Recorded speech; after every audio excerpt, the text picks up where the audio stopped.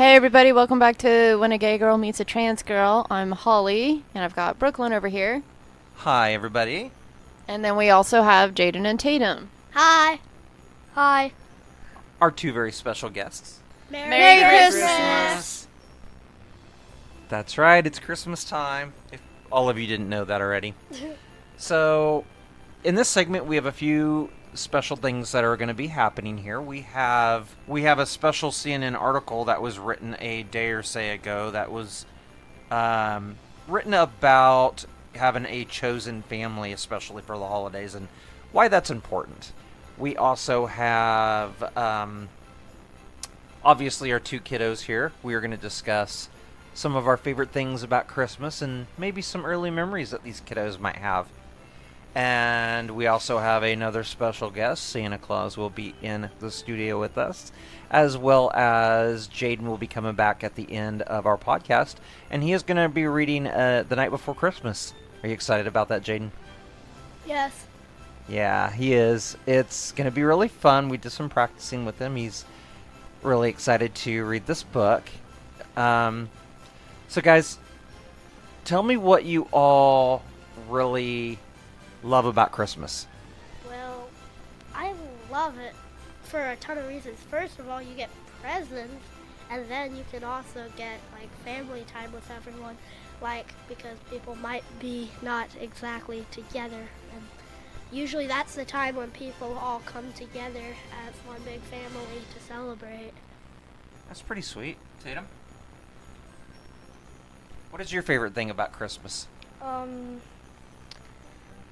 The presents, family, and fun.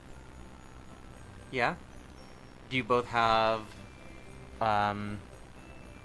some ideas about what you want for Christmas? Definitely, I want a lot of expensive items. Of course you do. Tatum? There's a lot. Okay. You don't have much to say, do you, today? Holly, what are you wanting for Christmas? I was kind of wanting that tablet thingy, but I don't know. A tablet thingy? Yeah, the drawing thingy. But Hold on. I don't know, I'm just happy to be here and alive. That's true. I will be happy with anything that I get. I'm actually more excited to give gifts. And I know growing up, I was more excited to get a gift for Christmas. And I think as I got older, it's been more fun to actually see the expression on my children or, my spouse's face on what I got them. And hopefully it makes them super happy because I like to make sure they're happy. It makes me happy knowing that. Yeah, I love giving gifts too. This has been so painful for me because I know that we definitely got them some really great gifts. And I know I got you some really, really great gifts, too, that you've been begging for. Oh. I got some really cool ones for you, too. I can't wait for you to open some of them. That's kind of funny because last year I wanted there was not much I could think of, and this year I have a billion things that are expensive that I want so bad. Oh, for Christmas? Yeah. So what is it you're wanting?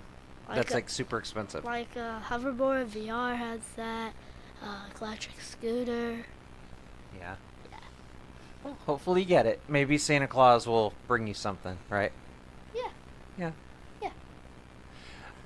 So, kiddos, I know you're young. You guys don't have a whole lot of years behind you, but tell me, do you guys have any memories of Christmas that are just some of the most amazing that you think of every time you come around to this year?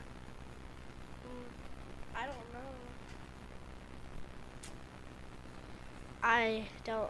I can't think of any. It's usually all the Christmases are good we have together. Okay. But this Christmas might be special because all of our family's going to Grandma's house, hopefully. We don't know if that's happening exactly yet, but hopefully, yeah. Well, hopefully we all can be together. Tatum, do you have any memories from the past that you're just like, oh my god, that's so fun, I can't wait to do that again? Probably the last Christmas we had. That was your favorite? What was your favorite part about that? I'm trying to remember what we did last year, but I know it was fun. I like the snowball fighting. You like the snowball fighting? We had snow today, didn't we? Yes, we did. Did you guys get out and play in the snow at all? Yeah. Yeah, for how long? Like maybe a minute. It was a little cold out there, wasn't it? Very cold. Are you going to go out and make a snowman? It is way too soft. You cannot do that with the snow that we have right there. It's kind of more like a powder snow today, isn't it? Yeah. Yeah. I mean, we are going to make snow ice cream for dessert. That's going to be good. Oh, there you go. Holly, you make the snow ice cream every time it snows. Can you give us kind of an idea of how we can make this? A simple Google search will take you to how to make a ice cream snow. Or snow ice cream. It is delicious. It involves sugar, vanilla, and snow. You cannot forget the snow, or you're gonna have a hard time. But each child, usually I send out the Bratlands. They bring back about 5 or 6 cups of snow. I don't recommend adults eat that snow. With the kids, it's fine. Yes, the children will love the snow, and they don't mind the little speckles of whatever's in the snow. Yeah, we try to keep them away from the yellow snow, too. We have a pug that likes to pepper it with its own spices. Yeah, some lemonade or some crunchy leaves, whatever you can get in there. Yeah, that's gross. That's gross. Little chocolate chip poos. Do we still want the snow ice cream? No, okay. Yeah. It's not bad. It's very, very sweet or very sugary, but It is delicious. tastes It pretty tastes good. like vanilla ice cream. Well, thank you, Jadyn and Tatum, for being here with us. And I hope you have a Merry, Merry Christmas, both of you. Jadyn, we'll have you back in the studio a little bit later today. You're going to be reading The Night Before Christmas. Let me hear you say that. The night before Christmas? Say it in a very, very...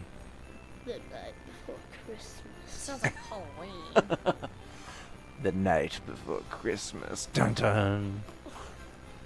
Okay, now that the kiddos are gone, we have an article here from CNN. It came out on December 22nd, 2022. It was written by Brandon Tinsley. It's actually called Why Chosen Family is Even More Important During the Holidays. And this is a really huge, very huge topic when it comes to the community, the LGBTQ community, basically for what it is. A lot of people may not find that the holidays are necessarily their favorite time of the year, but it is definitely important to them that they have a support system. Last week we talked a little bit about depression and anxiety, especially this time of year, and this kind of tracks off of it a little bit when it comes to why it's important to have some kind of support system. Having a family that you can choose, and that would be your friends, that would be other people, coworkers that you can bring into your own little family environment. That would also be like our family, like step family or blended families, the ones that remarry and they have their kids and then their spouse has to learn to integrate. We just got really lucky though, like we're all a bunch of little nerdlings, and they look a lot like me, so people think they're my kids all the time. Especially my little shadow. Tatum. Yeah. And then there's also, I was just talking to a coworker, and one of her family's brother-in-laws is gay, and he's married to, obviously, a guy. And they have had 3 surrogate children. They're all 3 girls. 2 of them were one guy's, and 1 was the other guy's. And I know it's a lot harder for gay guys because it's a lot harder to pay for the time for surrogacy and to even find surrogates, because it's not as easily as how lesbians could just find a donor, and those are plenty. So I know you guys have a lot more struggles with that than we do, but I am thankful for the science to be able to help with that part. But again, that's chosen. You don't get to do it naturally. You have to choose and make all kinds of sacrifices to save money or to have your family help you with it. You have to sacrifice all kinds of time to make all kinds of appointments. It's very true. It's a very time-consuming situation.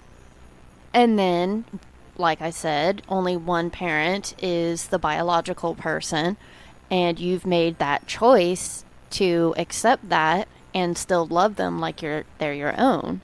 There's all kinds of choice in gay families. It's not as easy. It doesn't come, for some people, you have to learn, but some people feel it naturally. But either way, we're still thankful at the end of the day that we get to have those families. We've been working towards that. We haven't gotten far on it yet, but we are working with our in vitro to be able to have one together. Yes, kind of a little surprise for all of you out there. In a few weeks, we will be finally implanting it and hoping that it takes. It doesn't always work, but maybe it will. But we get to use both of our DNA because before Brooklyn's procedure, she apparently had a lot of, well, I won't say swimmers because they were all missing the flagella, which is the little tail on the spermie. And yes, I call them spermies. Yeah. But she had plenty of immature ones, so we had to pay even more money to have those put into the eggs. Because if they did have the little tails, we could have very easily just done the turkey baster method. Yeah, that's largely because of the fact that I take hormones, estrogen. That's kind of what makes my sperm immobile, in a way, and doesn't ever let it mature. So we've been going to a lot of appointments, and I have been getting poked and prodded like no other. And I found some nurses are really good at drawing my blood, and the ones at my current clinic, she's not very good at it. She kind of scares me because she wiggles that needle around a lot. But the ones at the KU, love them. They're like magic. If you ever have to go through it, go to KU. They're beautiful. Yeah, the University of Kansas has been extremely helpful as far as me getting my vaginoplasty done. They extract the sperm, and they ended up saving everything. They froze it, and they started working with her on her end, and so... And they're not sponsoring us or anything. We just really, really love them. They have been amazing. They're better than, like, normal doctors are. I know they get paid a lot, but they're amazing. They really are. They really are. We, hopefully in a future episode, we can go over more details on this and let people know what all is happening with this. Yeah, I could go more into details of, like, my situation, since I'm the one getting more poked and prodded. If any of you are interested, I could tell you what all you're going to be feeling and the hormones you're going to be going through and all the shots. The only, like, painful part, well, there are some shots that actually kind of hurt a little bit, but the only part was when they took my eggs out. It was definitely a really, really, really bad cramping time for, like, 2 or 3 days, but it wasn't awful. It's nothing to turn you away. Yeah. Anyway, that's our chosen family. Yes, it is. We have friends. We have our family that we chose that is actually our kin, our related family. Holly was very fortunate to choose me to be a part of her family, and she chose my children to be a part of her life as well. So, some more that added to your list. I have your parents and your sister and her wife. And so we... Yes, my sibling and I are both gay. I think we've already gone over that. No, we're not twins. She's like 1 year and 9 months younger than me. So I'm kind of curious what all of you, who might be your chosen family out there. We go back to the article here from CNN. They talk about how the holiday often centers around conventional dynamics in the home. And a non-conventional dynamic, though, is your pets, and pets are a part of your family. You also choose your pets, and I know if you're alone, or even if you're not alone and you're just an animal person like me, they can make your heart so much happier, and you make their hearts happy. And yes, our pets do have a little stocking with a paw print, And I may have given the pug his presents too early and have to get him new ones, but the kitties got theirs and they love them. Well, they got half theirs. Anyway. Of course you do. But you can have pets as family too. That way, if you don't have anybody that can come and they're all busy, you got a puppy or a kitty right there, and you can snuggle up and be like, Merry Christmas. And they'd be like, thank you, I love you. And you can be like, yeah. Can't really have a conversation, but we can sit here and drink wine and watch A Christmas Story. There you go. That's Holly's little thing there. Going back, the Holiday Alpha Center's around conventional dynamics. We already learned what non-conventional dynamics in the house are, and biological family. If you go back to the song "Good Tidings We Bring to You and Your Kin," it's part of the old classic Yuletide Carol, if I can get that right. Yet for when it comes to queer people who aren't connected to their biological families, this can be a really hard time of the year for them. So that's part of how Christmas can be very stressful. This is why we need to have those chosen families. It's very important that way. And I get that. When I was off in the Marine Corps, like, miles away from my family, like, yes, I did have them, but I remember a year I gave up so that my little Lance Corporals could go see their families, and I stayed behind on duty. But I went with my friends, and I video chatted, I'm thankful for that technology, with my family, but I spent most of the holiday just with my chosen family, and it still made my heart extremely warm and happy that I chose these people and they chose me to be spending this holiday with. And sometimes it kind of means a little bit more than the ones that, like, you're stuck with. They're the ones that, like, really chose to be there with you. I didn't have to go visit Aunt Sue. Like, we wanted to be together.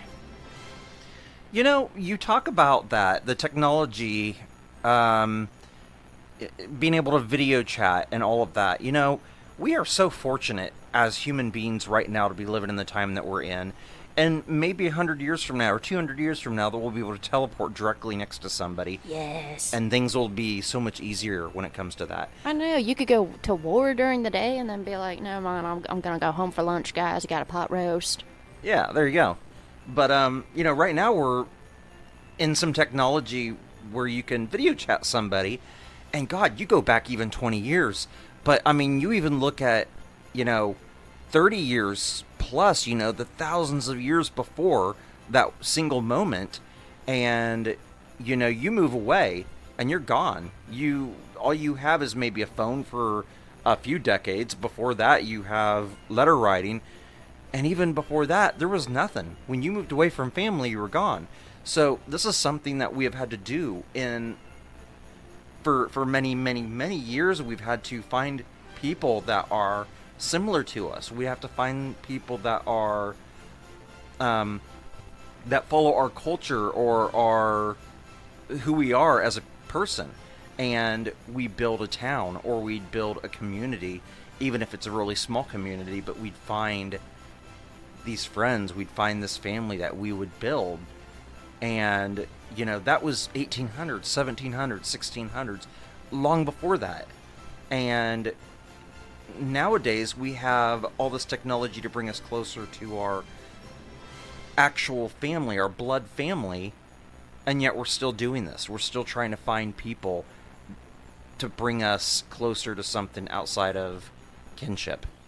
Well, yeah, it's from first-hand experience, a video chat is definitely not the same as physically being there with them, hugging them and smelling them and the food and being in that, like, physical, intimate space.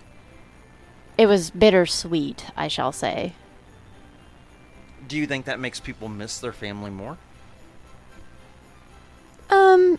Yeah, I definitely teared up quite a bit after it. It was very sad, but I was very thankful that I at least could be there in a form with them. It's kind of like you're a little ghost. And then obviously they get more carried away talking because they're all in person and you're on this thing that you can hardly hear and stuff like that. and then they try to keep including you, but it's just not as easy when you're not there. So it's bittersweet, always being there in person, and I think that's what keeps driving the kinship, because intimate space helps a lot with your kinship. You gotta smell each other. Little sniff sniff tells you how I like you. Just like a dog. Yep, spend Christmas with me. You smell friendly. Nice. You smell like my wife. Huh? You smell good. Well, so those are a lot of different reasons why we need our chosen family. The biggest thing that you can do, especially around the holidays, is get out of your house, find people like you. You know, there are websites where you can meet someone. There are places where you can go out. I hate to say go to a bar, but I mean, there's like little bars where you don't have to just sit there and drink. Go get yourself a soda, or go get yourself some food or whatever, and just sit. Go on to Eventbrite. You'll find things that you like, and that's what I started doing. There's a lot of different places you can do it. You could do that on like a video game server, you know? Yeah. Get on and start playing a game and like get to know people on there and start talking to them. I was thinking about starting to go to like little tabletop game things so I could start making nerdy friends like me. Yeah, go get into Pokemon. Get into Pokemon cards, or I want to do Pathfinder. Pathfinder. Yep. I was thinking about getting into D&D and just giving in, since that's what everybody else plays, and it's a lot like Pathfinder. You know, the neat thing is you don't have to know anything about any of that to start. Go find a place. Look it up online. Go find a place that actually is getting ready to do an event. Show up. Watch. Talk to the people that are standing around watching or waiting, or talk to the people that are at the table. Yeah, They'll if you're a teach ya. nerd. If you're a nerd, you will absolutely love doing it. And like she's saying, it's everybody is happy to teach someone else and have a new person at the table. And nobody is going to judge you. If somebody's judging you, that's the wrong table to be with. They are few and far between, though. Yeah, so, you know, again, going back to what our topic was, go out. Take a moment, figure out what you like, what you are wanting to be a part of, and go find your chosen family. Go find who they are. Even if you have an amazing, loving kinship with your blood family, go find someone. Go find a best friend, someone that you can call your family. A brother from another mother. Or a sister from another lover. Wait, no. What? No. What does that mean? I don't know. I don't even know what that is. Oh, God. Well, so do you have a game for us today? I do. This one, honestly, it's not about the gay things, but in its past games I've brought up. But if you are lonely, again, Stardew Valley and Animal Crossing. If you're needing one, you get to be gay because you can dress. It's unisex, whatever you want to wear.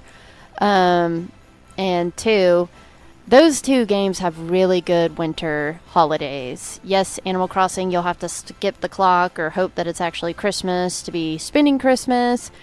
But Stardew Valley, you kind of got to plan ahead because its calendar goes day by day, every few minutes, so you need to time it out. But they have really good winter holidays. Like in Stardew Valley, you all gather in the little town center. There's Christmas lights everywhere, and everybody's really nice. It feels like a little community. And then Animal Crossing, they've got all the pretty decorations. Like, Animal Crossing's so pretty at Christmas time. The Christmas trees have Christmas lights. You get to decorate with Christmas stuff. Oh, makes me want to get on that game. I know. Like, that game is actually pretty magical for Christmas. It really is. You know, any time of the year for that game, you have, like, the fireworks during the summer. You have New Year's. New Year's. You have, like, a little New Year's celebration right at midnight on the dot, wherever you're at. The wedding. We actually had an after-wedding party that our two oldest stepsons put, or her son, my stepson, but they put together. And they gave us little wedding presents and had a little wedding party. We took pictures. We did some dancing. It was very sweet of them. It was very sweet. I loved it. It was very adorable. Yeah, they put Very a lot thoughtful. a lot of time, and they like wrapped the presents. Like, it was really neat. You know, you take Animal Crossing or Stardew Valley. I feel like Animal Crossing fits in this a little bit more, but that game really signifies a chosen family. Yeah, it really does. And you can literally be like, I hate this camper, bye. And be like, I really want that camper. And you have the Animal Crossing cards out there that you can find at Target or Walmart. Amiibos. The amiibos. And you can scan it, and you can bring new villagers into the game. And literally choose them. Yeah, you build the village, you build the city. It's really fun. It's actually a really fun, family-oriented game that, especially if you're feeling kind of down for the holidays, that's a great one to get into, right? Yeah. Or if you're like slightly immobile and say you get snowed in and you can't do anything, or if your family has Animal Crossing. Like, I know during COVID, the game came out like right during COVID, and people were having weddings on there. Like, they legit had weddings on there, or they had graduation parties on there. Like, it's just, especially if you've got other people that play, you can just all get on and be like, hey, let's throw a party. And now that there's cooking, you can even throw some like plates on like a table and have a little feast. That's really neat. Now, there's actually websites where you can get on and meet other people that play this game too, and you guys can show up at each other's village. Yeah, Machete was doing that when the game first came out. He was inviting random people to go hang out on his island. That's really neat. That is a really cool thing. Yeah. And yes, he loves Animal Crossing. Yeah. I know we discussed it last week, but that's a game that you really need to get into, especially for the holidays. Whether it's a kid, whether it's an adult, that is a great game to dig into. If you play with your kids, I warn you, it's a family account. They can do things on your island. I know a lot of them get a little carried away with spinning the bells on cute things. So, I'm just warning you. They do some interesting things. Yeah, it's hilarious. You started all over on your island recently. Due to about a year ago. Due to an unfortunate accident of me trying to be sweet and give Brooklyn my good Nintendo Switch because she got me the special edition Animal Crossing Nintendo Switch that's awesome, I forgot to do the island backup save on Animal Crossing and lost everything. I had fully completed everything. It was heart-wrenching, but I pushed forward, and my mom plays that game every day and gave me a lot of money. That's awesome. She had millions of dollars. Yeah, my mom's trying to see, like, if she can get the max amount of bells. She is hooked on that game. She's never been a gamer, but I told her about that game, and I showed her the pictures, and she absolutely loved that you could wish on shooting stars and how magical the game looked. So it has become her chosen family. My mom does not go out. She stays at home. She'll go out shopping. She's not agoraphobic, but she stays at home, and that game has definitely become her chosen family and brought her a lot of happiness. Like, she loves the little characters. She talks about them almost like they're her children. Sometimes I worry that they're her kids now.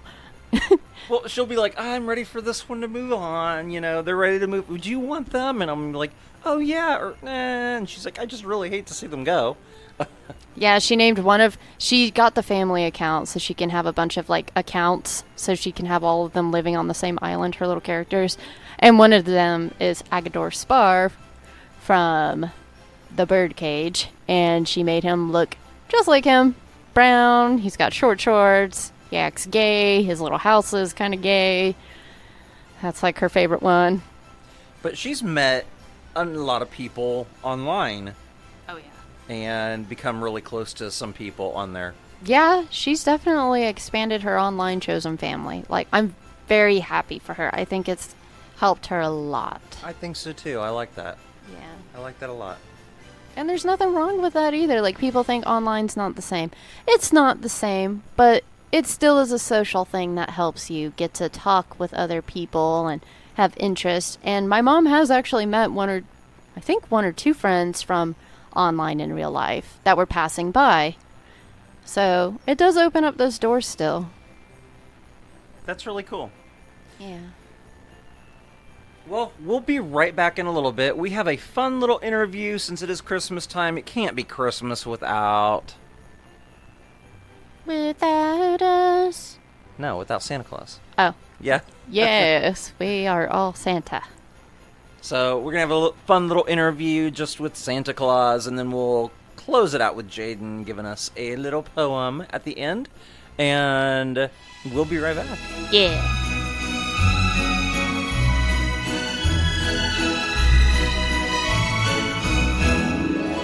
Welcome back. We are interviewing Santa. Yes, we have Santa Claus right here in our studio with us. Welcome, Santa. Thank you, Brooklyn and Holly. I am excited to be here. Thank you, Santa, for taking time out of your busy day for this interview. Not at all. It is always a pleasure to sit and talk to both of you.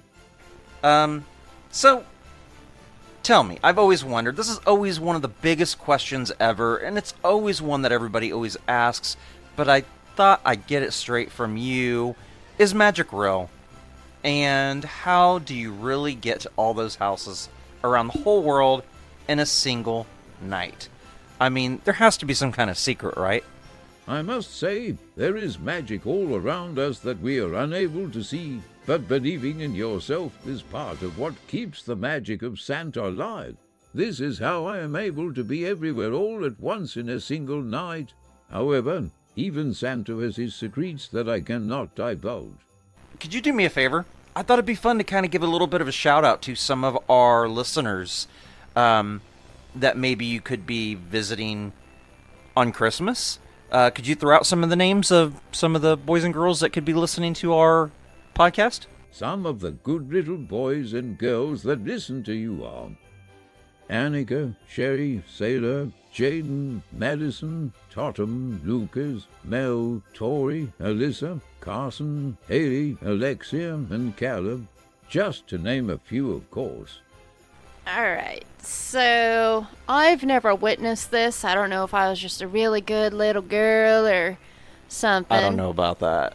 But do you really give coal to the bad little boys and girls? Honestly, there are not as many bad little boys and girls as one might think. Most of the children of the world are really quite nice. Oh, they have their moments, but their heart is in the right place. But on the occasion, I have been known to sneak a bit of coal into one or two stockings over the years. Interesting. Yeah. So I just was that good, huh? You were, really. I must have been good, too. I never got any coal, either. I don't believe that. That right there is what makes me a skeptic. Oh.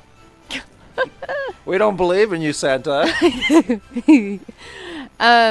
So do pets get a visit from Santa? Our little chosen family furry creatures? Why, of course, Holly. The magic of Santa is for pets and adults in addition to children. So don't you worry. All three of your little pets will get a little something from Santa as long as they have their stocking out. Okay. I get it. Looks like our three little pets, which, Holly, give them a shout out. Lily, for Lily Von Stoop. She's the little kitty with the mustache. Alan Rickman, named after the late Sir Alan Rickman. He was an amazing actor, by the way. And then Wisp, who I call Whisper. He's a fluffy snow leopard looking thing. So it sounds like they're going to be getting something from Santa, huh? Because they're good little furry angels. Well, Santa, I've always loved your laugh. Could you give us a quick laugh? Good try, Holly, but it goes something more like this. Ho, ho, ho. Oh, Santa, that always makes me smile. Thank you so much. Is red your favorite color? Like, I see it on everything. Is it just because it kind of goes, like, with the holly? Is it jolly? Christmas? Yeah. Because you make what's normally, like, a very violent color something very happy. At least in our world. Well, Holly, I love all the colors of the rainbow. However, the Mrs. Claus says I look good in red. It is interesting that a color such as red can bring joy during Christmas, yet can make a person feel cautious at times. That's true. Red is typically considered to be a scary color.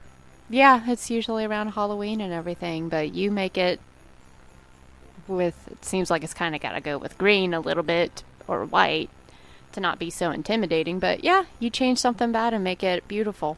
And I think that's really great. Well, thanks again, Santa Claus. We love having you on.